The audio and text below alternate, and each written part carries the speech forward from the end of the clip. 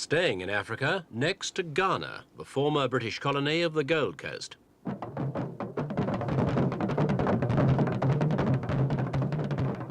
A lively and colourful occasion outside the capital, Accra. Ghanaians never need any excuse to dance and sing, but this time there were two good reasons for a celebration: the 20th anniversary of their country's independence and a timely visit by British royalty in the person of the Prince of Wales.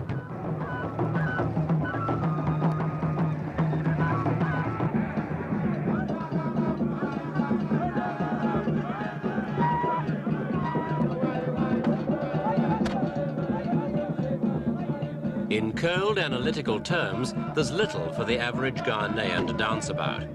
Those 20 years of independence have seen the country fail in its ambition to lead the rest of Africa along the path to freedom and unity, while internally the economy is sagging under the strain of heavy foreign debts. But if Ghana's prestige and position aren't all they might have become, and prosperity hasn't come its way, it is a country young enough to learn from its mistakes. After all, 20 years is a short time in the history of a nation.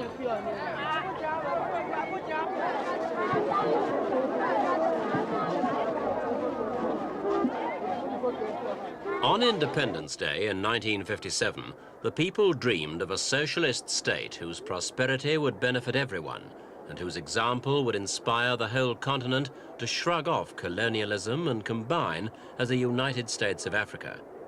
Kwame Nkrumah was the man who personified that dream.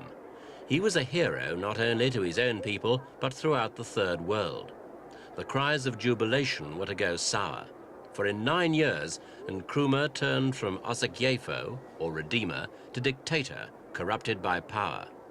Ghana's burgeoning economy withered, its currency devalued by a leader who held his own interests paramount.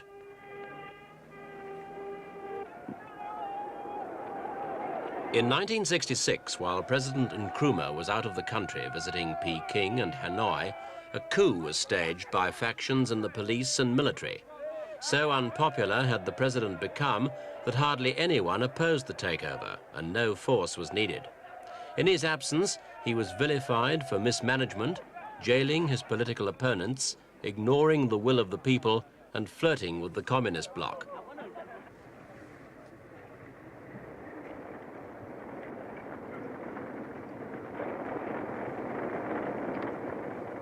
While students burnt communist literature, the Chinese embassy was closed and its members expelled. Meanwhile, Nkrumah himself took refuge in Guinea, proclaiming that he and his Convention People's Party had been wrongly indicted on groundless allegations of bribery and corruption. But it was too late to protest. Too late, his people had judged him and found him an idol with feet of clay.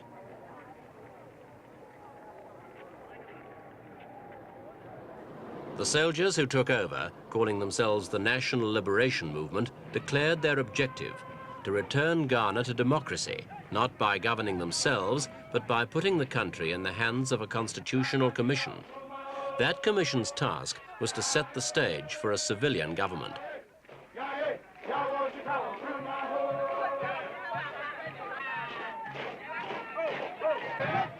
The NLM was presenting any government with a daunting task: to drag Ghana back from the brink of economic collapse, restore popular confidence, and put the nation on a course for recovery.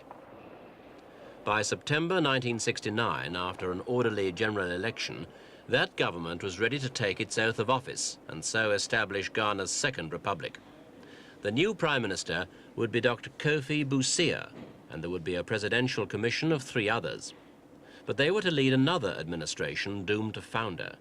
Dr. Busia and his Progress Party plunged the country into another orgy of corruption, ran up huge debts, and split the country politically. They suspended the constitution and set opposing tribes at each other's throats. In January 1972, while Dr. Busia was away for eye treatment in a London hospital, the military once more took a hand and deposed his government. The coup was organized by No. 1 Brigade in Accra, and a group of fairly junior officers led by the virtually unknown Colonel Ignatius Kutu Achampong, a soldier destined to become Ghana's next head of state.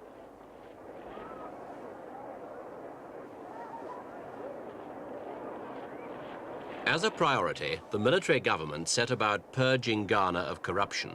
A tribunal was established to try plotters, including 9 accused of organizing an abortive coup aimed at returning Busia to power. It was one way of showing the country that the military government meant to succeed. Colonel Acheampong took further steps to stamp out the wastages and abuses of the previous government. He revalued the country's currency and rejected the payment of some outstanding foreign debts. Nkrumah returned to Ghana in July of 1972. He died in Bucharest while undergoing cancer treatment, and after interment in Guinea that April, his body was brought to Accra.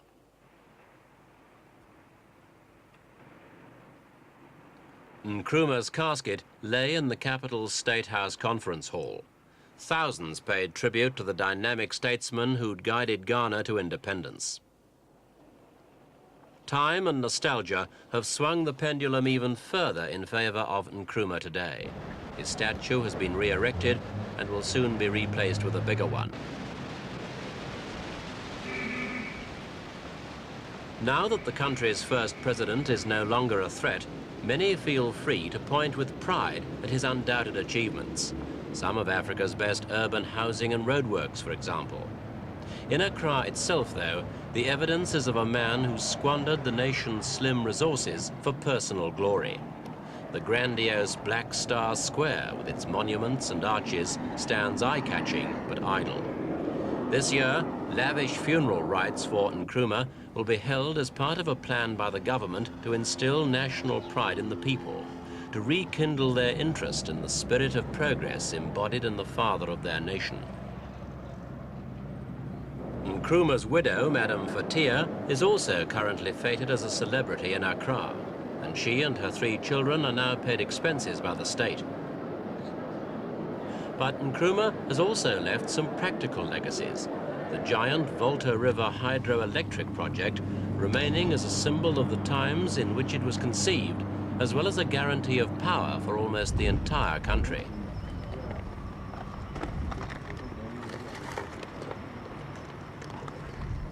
The world's largest man-made lake, 250 miles of it, is just one stupendous statistic in this enormous undertaking. Though the scheme was the brainchild of Nkrumah, ironically, it didn't go into full operation until December 1972, when the hand on the switch was that of General Acheampong. Even so, the Volta project will always be synonymous with Ghana's first president.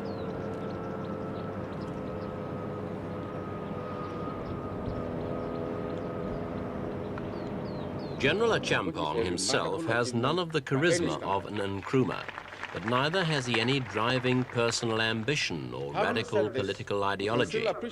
He's not a particularly inspiring figure, and his people respect rather than love him.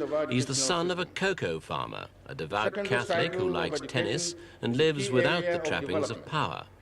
One of his first acts, for instance, was to discard the fleet of government limousines in favor of simple saloons. The young boys and girls first begin to think of their future careers and choose areas of study. He did his officer training in France and America, not Sandhurst, unlike many of his own officer corps. And he says he took control because corruption had become intolerable and was affecting the welfare of his beloved soldiers. For others,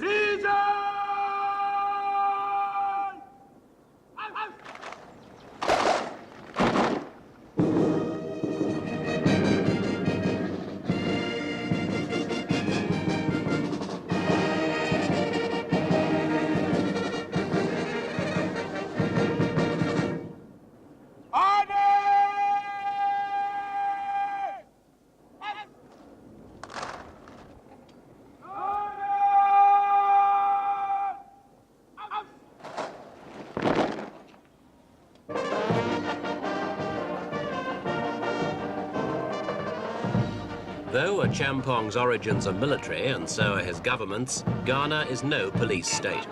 There is a form of self-imposed censorship, but no armed soldiers are to be found bullying innocent civilians who choose to speak their mind.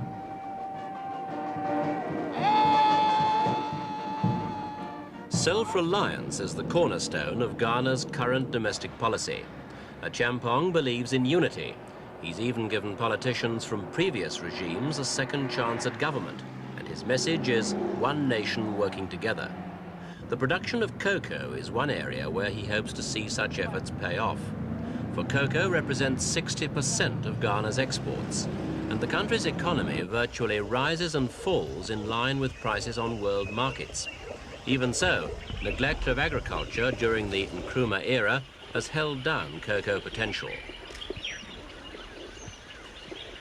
Though 1/3 tons will be exported this year, that figure could have been higher if diseased trees had been replaced. Additionally, some growers have been smuggling cocoa and getting better prices from illegal foreign buyers than they could from their own cocoa marketing board. 2 years of drought and the ravages of rats and squirrels have also taken a toll of the crop.